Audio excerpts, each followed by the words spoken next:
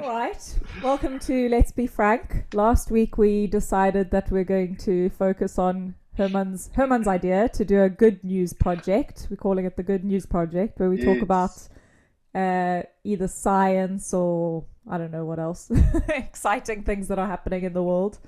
Um, so I went and looked through the quirky tab. I mentioned that that was something that I would find interesting. And I Yeah. picked out one, which is not really quirky. It's actually quite, I don't know.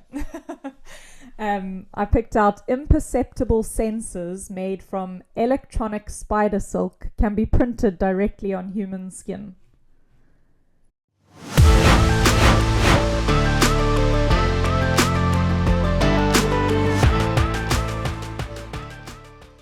Gee whiz. And Okay.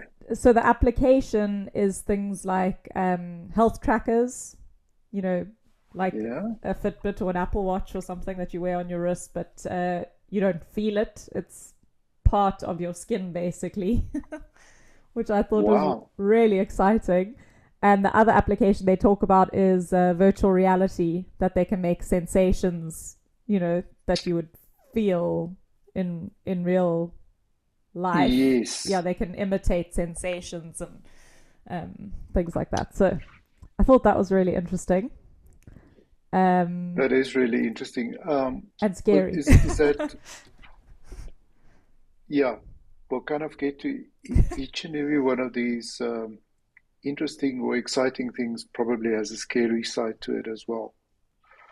Because, so let me understand correctly, this is something that they print on your skin. hmm Do you have any idea how long it lasts? How long it will? They don't say exactly how long, but they say that when it's ready, you wash it off and then get it reprinted.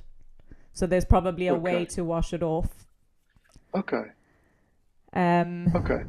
So that already takes some of the scary away. that you're able to wash it off. Yeah, in other words, if somebody especially if you think about the VR possibilities, um, somebody sitting far away from you and decide that you should, I don't know, experience whatever sensation now. Um, you know, terrified, claustrophobic. I don't know. You can mm, think of a lot of these things which will really mess with your day. Um, but the fact that you can actually wash this off yeah. kind of helps. Okay, because the first time that whoever convinced you to put that on your skin pulls a stunt like that, you're going to go, no, I'm washing this off. Yep. So they say these So what? the fibers are at least 50 times smaller than a human hair, are so lightweight that the researchers printed them directly onto the fluffy seed head of a dandelion without collapsing its structure. Oh my goodness. Yeah. Wow.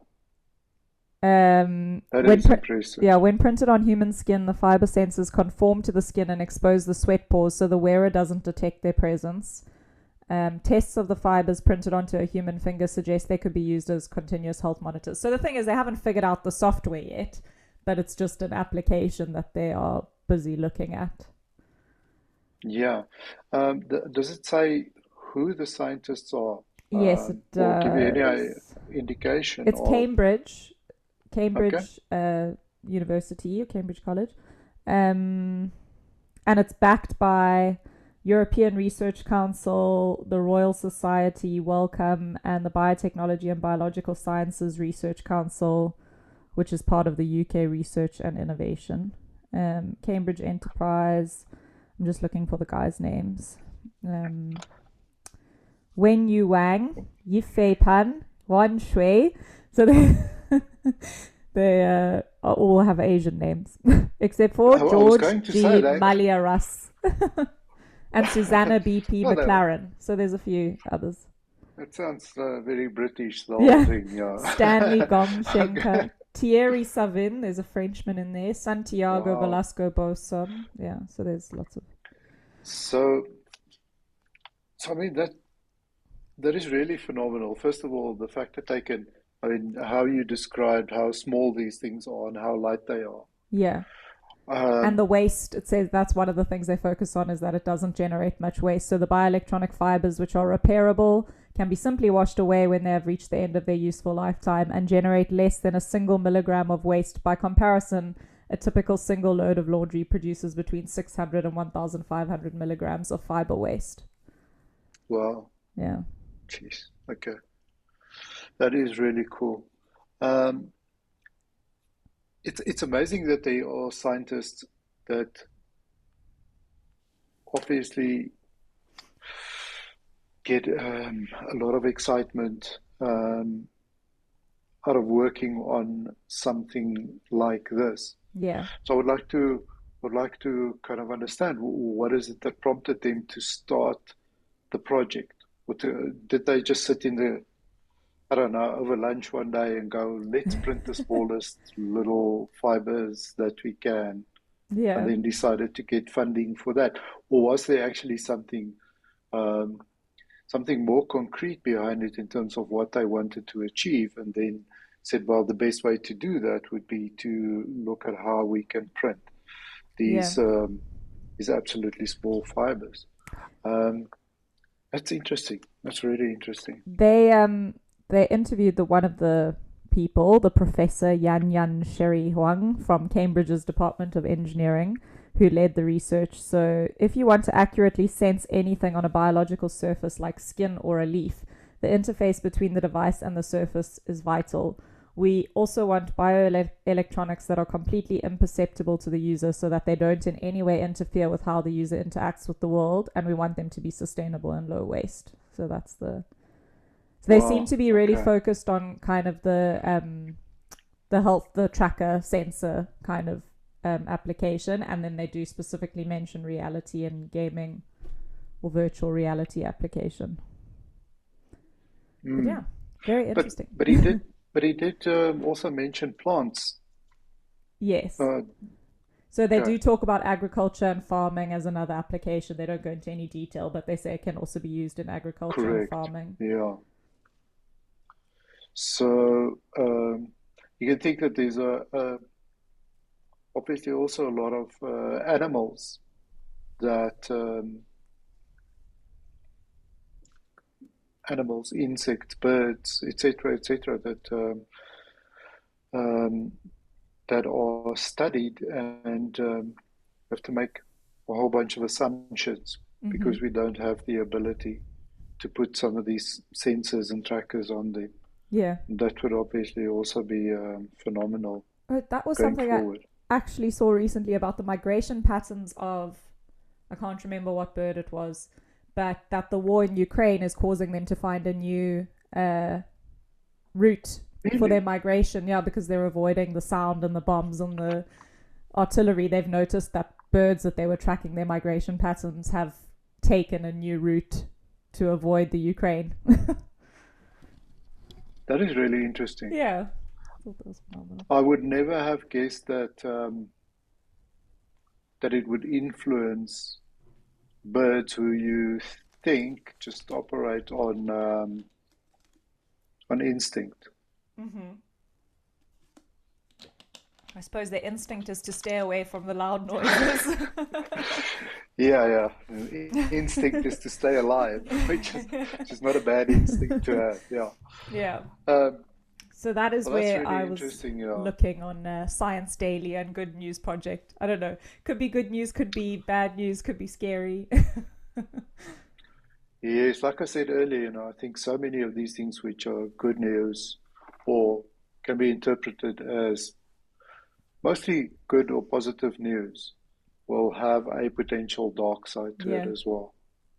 Um, you know, a lot, so many people have got that fear about AI, and not just the fact that AI is going to that we are going to reach AGI level, and that, well, then it's game over, because they'll just figure it out by themselves, which I don't believe yet. But also in terms of all the positive um, applications, um, there are some potential downsides. So let me give you an example of one that I looked at the other day. There's a company, I think it's a Chinese company, that are marketing the little humanoid. I Is it forget his name. is that the one you sent me the link to? Yes, I Yeah, think I it's did send you the link. very interesting. The way that it can Yes, fold yes, yes, up on the yes. couch and Fold up itself. Yeah, it yeah, weighs about 45 kgs, so you can yeah. pick I it saw the up. guy picked it up in the video. Yeah. So in other words, and they're selling that thing now for 16,000 US dollars, which Unitary is a G1. There we go. yes. So it is still a bucket load of money, Yeah.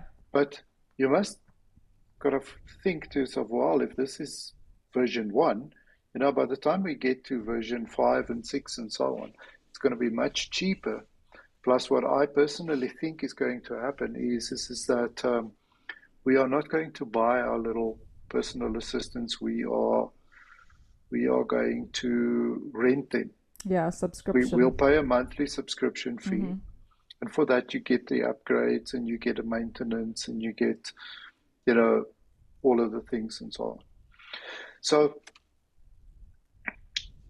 but that particular one, in terms of how mobile it is and so on, it led me to think that some of the very positive applications for that Mm-hmm. is blind people Yeah. now don't have to depend on a Labrador or whatever. Mm-hmm. And we know that there's generally a shortage of guide dogs. Yeah. It's quite a mission. It takes a hell of a long time to train They're them, very etc. expensive. They're very expensive, etc. And I do understand the companionship part of it, Mm-hmm. which maybe, but then get whatever dog you like. Yeah. Um, but if you think about it, the level of autonomy that Tesla has now achieved with their self-driving, so it means that any blind person can now easily go and navigate the busiest streets, cities, etc. Mm-hmm. Plus, have the ability of having an assistant that will describe to them what they're seeing, etc., Yeah. etc. I mean, there's so many other things. I mean, you can now go shopping, and this little dude can pick things off a shelf for you Yeah. without putting the wrong thing in the basket. Anyway, this is like so many different examples. I'm thinking that elderly care is, you know, also another big thing. Mm-hmm. You need you need caregivers, people that can look after the elderly, help them with certain functions and so on. And I don't know, it seems like not a day or a week go by where you don't read a story about some elderly person being abused Yeah. by a caregiver. So, That again, so they're paying a immediately, lot of money for. correct, Yeah. correct. So immediately that thing. So think about nurses in hospitals. Mm-hmm. Oh, think about a whole bunch of these functions that can be taken over by these robots. So that you need, first of all, less nurses and they can be more specialized, and kind Yeah. of spend their time on the higher quality or higher value activities.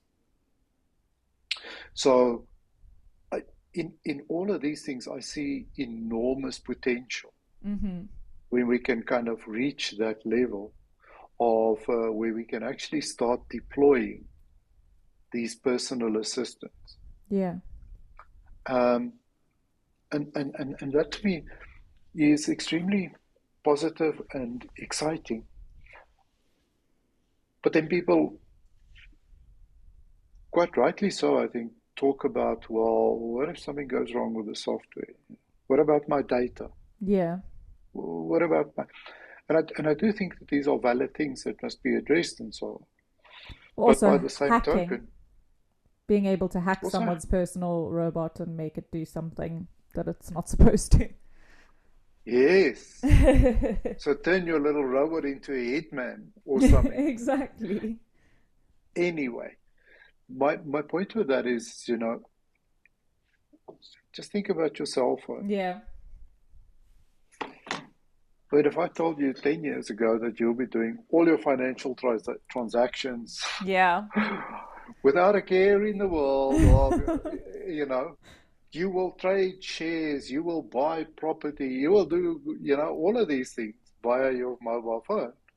I mean, you would have said, no, I don't think so. Yeah. And here we are. And we've become comfortable with the fact that there are enough checks and balances in place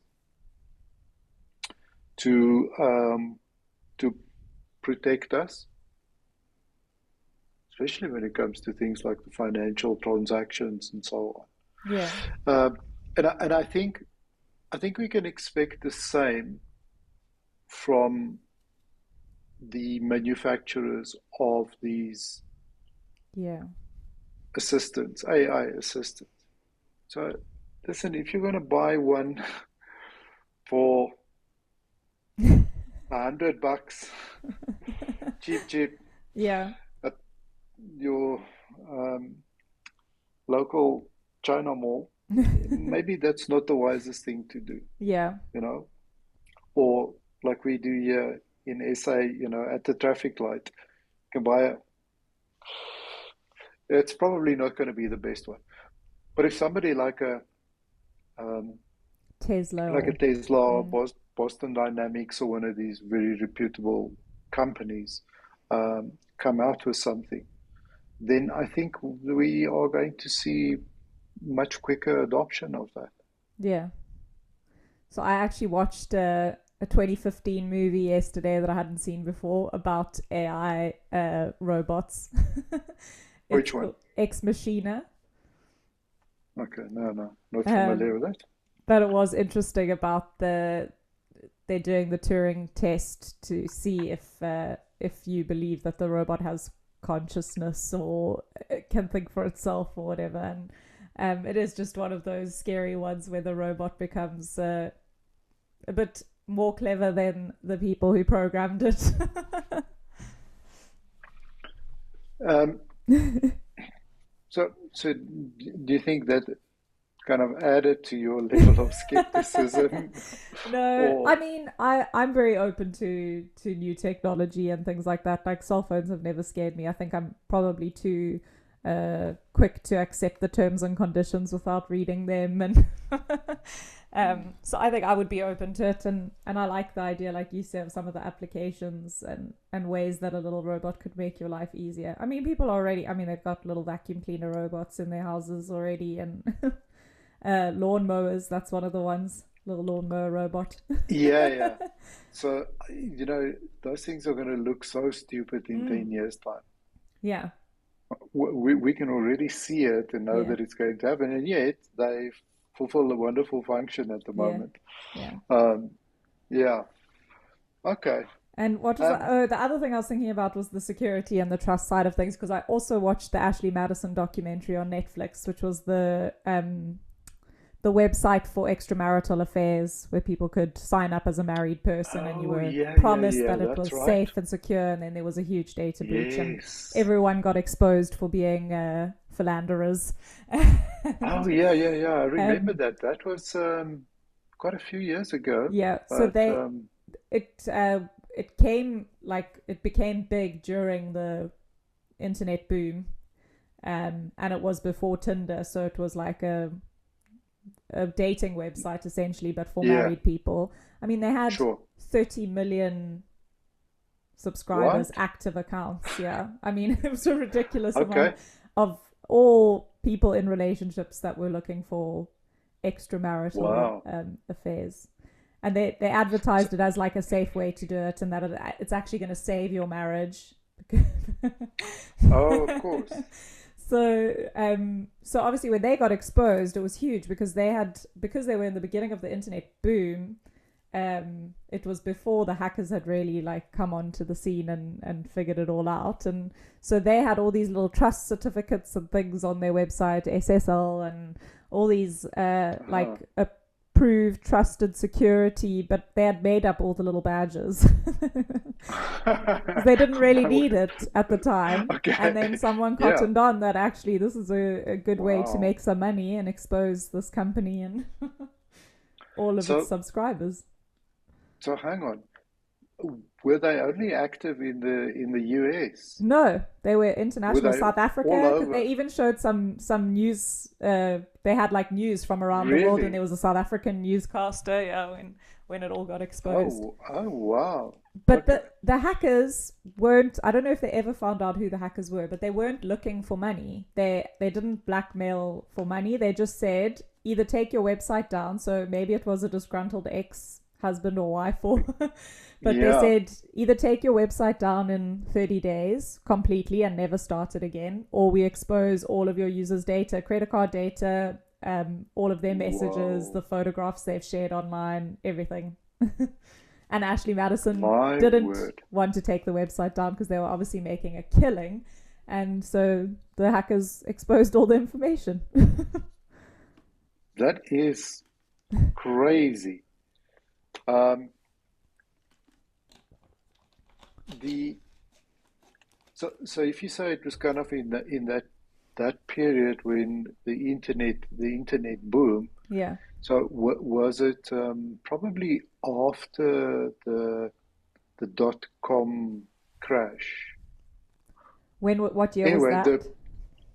that was 1999, 2000. Yes, I think this Um, was like 2005 ish that okay, it was launched, okay. and it's still online. I just googled Ashley Madison and the website still exists, so people are still using Really? it. Yeah, they said towards the end of the documentary that there was some suspicion that maybe it had been an Ashley Madison executive that did the hack Oh, because it got them so much exposure. I mean, not in a good way, because you don't want to be a married person wanting an affair and then find out yeah, that yeah, your stuff could go up. But apparently, it worked for them. All publicity is good publicity. yeah. Yeah, it was launched in 2002, and then Okay.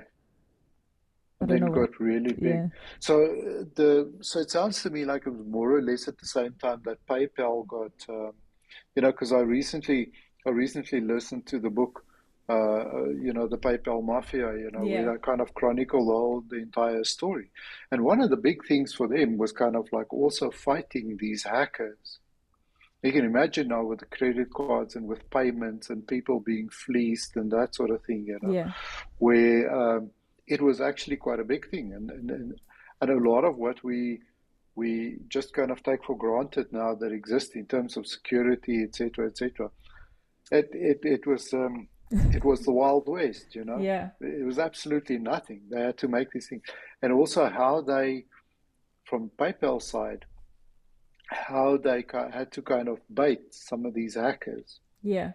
to kind of learn some of the tricks and so on. It's fascinating. So Well, I can there's imagine. ethical hacking would be a really interesting career to be involved in. So the Ashley Madison hired a professional hacker to try and trace Hmm. where the hack had come from and everything, and they interviewed him on the documentary, and it was quite interesting to hear, what he does and how he does it, and So where did you find the documentary? Because on I'm now intrigued. Netflix.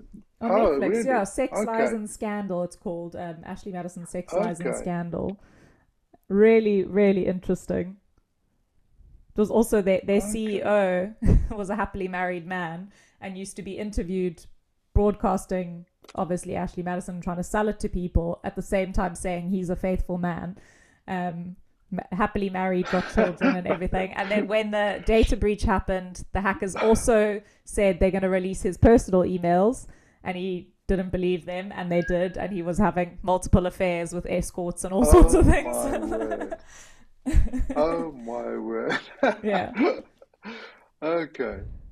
Yeah, the ethical hacking is quite an interesting thing. Is obviously quite a few examples of hackers that got caught and then kind of, as part of the rehabilitation or to kind of give them an opportunity, started working with Yeah. government agencies and that sort of thing. You know, um, it must be something that requires so much resource and focus behind the scenes that we're not aware of. Yeah. Well, even the reporters who were reporting on the Ashley Madison scandal, they had to access the dark web to get Correct. the lists of people who'd been exposed and things like that. Yeah. They talk about what it was like having to, go onto the dark web and read people's personal things. And some people then created websites on the normal web, not the dark web, where you could type in your partner's name and see if they had been exposed on Ashley Madison, because it was very hard for the average person to find out. So you could Wow. go in and type in your partner's name and see if they were part of the data breach from the Ashley Madison. And all just free services, Yeah, or were some of them trying to make money I'm out of sure that? some people were making money out of it, but Yeah. yeah, it wasn't. You could just go on Oh and search my a name and word. find out if they had been exposed. So, the slightly darker side of that is that a lot of people say that World War Three will not be a kinetic war. World War Three will be kind of like in terms of hacking, of bringing down power systems, Yeah. of breaching defense systems, and all of those things and so on. And I think that that is really um, a a high likelihood of that being the case. Why would you go and do the difficult stuff like invading a country, etc., when you can just switch off all the lights Yeah. or turn off all the taps Or the or internet. the gas or the internet, you Yeah. know? Um, and I think because it has become such an important thing and so many systems really rely on the internet and our ability to kind of being able to communicate instantly, etc., that there must be a lot of focus on how do we keep the bad guys out. Mm-hmm. So think about switching off the internet, cool. It's not as simple as cutting one cable Yeah. these days, you at least have things like Starlink and so on. But there is a point where that comes. I don't know exactly what what the um, what the limitations are, but so certainly for Starlink, you don't kind of feed into a central infrastructure again, like your cell phone Mm-hmm. um, provider network and so on.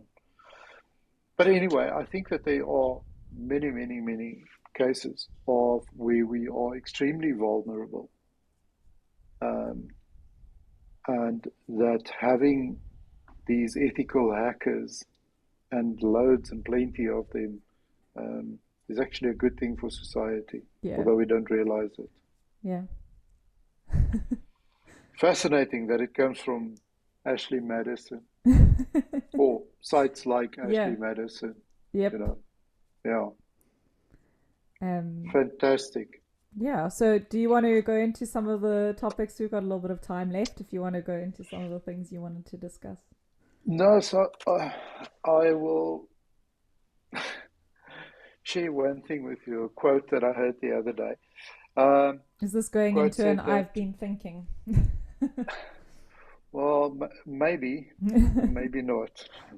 But the quote said, "What you learn after you think you know it all is the most important things you'll ever learn." The guy who said it was a professional golfer, Claude Harmon Sr. But it really struck me as, wow, you know what? Maybe I just haven't given it, or maybe I'm just not clever enough. Maybe this sounds very obvious to other people. But the thing about maintaining this constant search for or hunger for learning and for Mm-hmm. knowledge, and not thinking that I know, and then to see that, well, once you think you are very familiar with a subject, um, the things that you learn from there on will actually be the most valuable things that you learn. It Mm-hmm. makes a lot of sense, if you think back on it. Yeah. So anyway, it's just a beautiful quote and something that I got a little bit of value out of.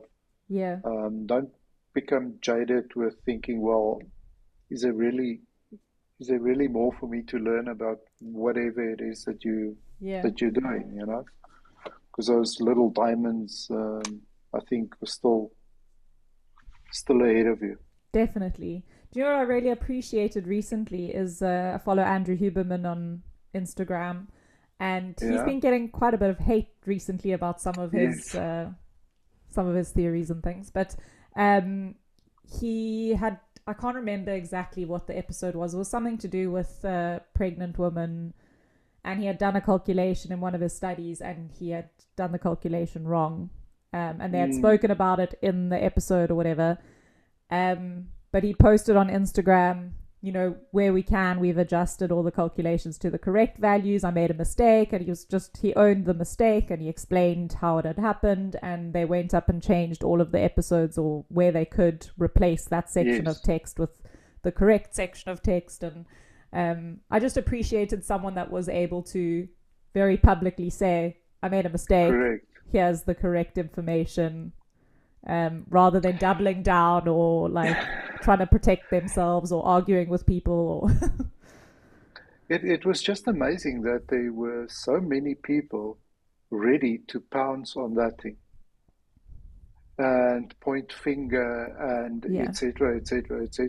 You know, whereas he is, I mean, in his track record is there in terms of showing how much effort he puts into every subject that he covers, citing all the studies, etc., Mm-hmm. etc., to be correct. And it just shows that people, um, I don't even know what the word is. I know that there is a word for it, Yeah. but people can't wait Yeah. to point a finger To at prove somebody him else. wrong or To yeah. well, yeah, it's more about themselves, okay? Mm. Because we know that all the actions is kind of like about ourselves. By the way, I'm busy listening to Atlas Shrugged again. Okay. I just felt like, you know what, maybe there's quite a bit of the detail, the finer detail, and so on that it's kind of faded a little bit, and so on. And been meaning to do that for a while now. And I started about a week ago, and I'm so glad I did. Mm-hmm. You know, there's just so much of that that I see kind of playing out around you at the moment. Yeah. It's like, how did this woman kind of foresee all of this? Yeah. Because it wasn't in the time that she lived and experienced in the US. And she was too young, in my opinion, to have taken all of that from her experience growing up in Russia. Yeah. So, anyway, so it is like a little bit of a how did you see all of this, you know? But everything is about society. Yeah. It doesn't matter if we make a loss, as long as it's for the good of humankind. Yeah. And you know, that sounds like every second political party Yeah. that are now kind of, you know, in the, so glad it's finally election time tomorrow. Or as somebody, as I saw somebody on on X describe it as a national IQ test that you're taking tomorrow. It's actually been on the news here a lot. They've done little Really? pieces on the South African elections coming Okay. up, yeah. And there was one person that there was a reporter from the UK that went to South Africa in 1994 and interviewed a family that were living like in the slums uh, Yeah. and talking to them about their future and how excited they were about the future. And then he went back this year, he went back to interview the Okay. same family, and they're still living in poverty. And he was kind of asking them, like, now the NC have been in power for X amount of years, and what's changed for you? And Yeah. the answer was not much. Not much. Yeah. Yeah. So I see that you've got a national IQ test on the 4th of July I in the know. UK. Yeah. Uh, It's interesting to also watch the news and the campaigning that's going on since that was announced. And yeah, yeah. What I've always appreciated about the UK is the fact that it's not a long, drawn out process yeah, like in most other places where this is announced, yeah, 2 years in advance, and it gives time for all this back and forth, and he said and she said, and etc. etc.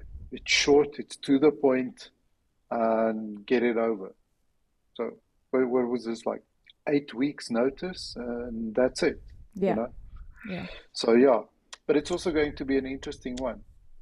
It seems like a lot of people have already made up their mind who's going to win, um, but I think it'll be interesting to see closer to the time yeah. what happens. I've heard from a few locals that people are going to vote Labour not because they agree with Labour, but just because they know it'll get the Conservatives out of government. Yeah, That's the only reason that people are voting for them, not because they believe in their manifesto or whatever, just because it's not the Conservatives. yeah, Yeah, which is really sad. yeah. Which is really sad. I've expanded my theory about who should be allowed to vote. do Uh, you, who do you think? well, I think first and foremost, you should have a valid tax number Mm-hmm. and prove that your taxes are up to date. I think, and then one of my other main thing is IQ, and I'm dead serious about Yeah, that. but I also feel like It is. you should prove that you've done your research about the candidates or about the parties. Like there should be a course or something where you have to have gone through it and know what each person Haven't you? stands for. And Oh my goodness. Yeah, yeah. Well, so each party. it, yeah, because otherwise you're just going in and voting for whoever your parents told you to vote for, your friends told you to vote for, and you don't actually have any knowledge of what they. Or or whoever promises to give you a T-shirt and from yeah, KFC, yeah, which is really unfortunate but true, in terms of, well, look, that would be great if you can kind of like, I don't know how many parties you see in well, the you've got. UK. Don't you have like a 3 page voting sheet now or something? Exactly, Yeah. studying for that exam and all these kind of manifestos would be a yes, Quite an that would take some undertaking. effort. Yeah. But like in most other countries, yeah, it's quite limited. There are two, three parties. Mm-hmm. The third party is generally kind of lagging so far behind that it's not even worth it. Yeah. But it's but it but it's a pity that people are going like you expressed now. People, and I think a lot of it is true in South Africa as well in terms of who people vote for. It's just based on just as long as the other party doesn't get into power, Yeah. and not about what they cause or what their policies have kind of.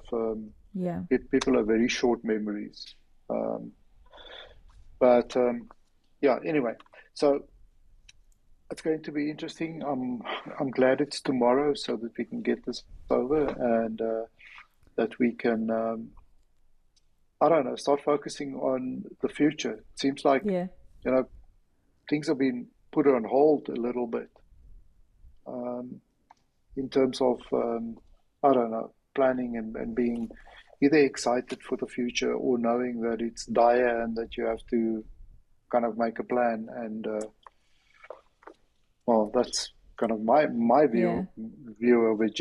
Let's get it over with and move on. Yeah. But I believe you've had a period of power, constant power, as it leads up to the elections, and you're all expecting load It's shedding from tomorrow. yeah, no, for sure. I don't you know I don't know if it'll be tomorrow, but I definitely think that it will show itself very soon. Yeah. I mean, we've got some really cold days. Well, our version of really cold days, 15 and 14 degrees. um, No, I remember it coming getting in, to -3 in Johannesburg in the yeah. winter. So we get we are there's definitely going to be a bit of a strain on the electricity supply the Yeah. next week. In fact, next Monday, Tuesday. Um, but I also think that there's a possibility of some civil unrest in certain areas, depending on how this kind of plays out. Yeah. Let's hope it's not the case. I'll I keep my hope it's eye on the peaceful. news. Anyway, it sounds like we did a bit of A a mixed bag. news analysis, political. Yeah, Anyway, a mixed good bag. chat. Anyway, Cool. Thanks, yeah. Herman. Thanks, Ali.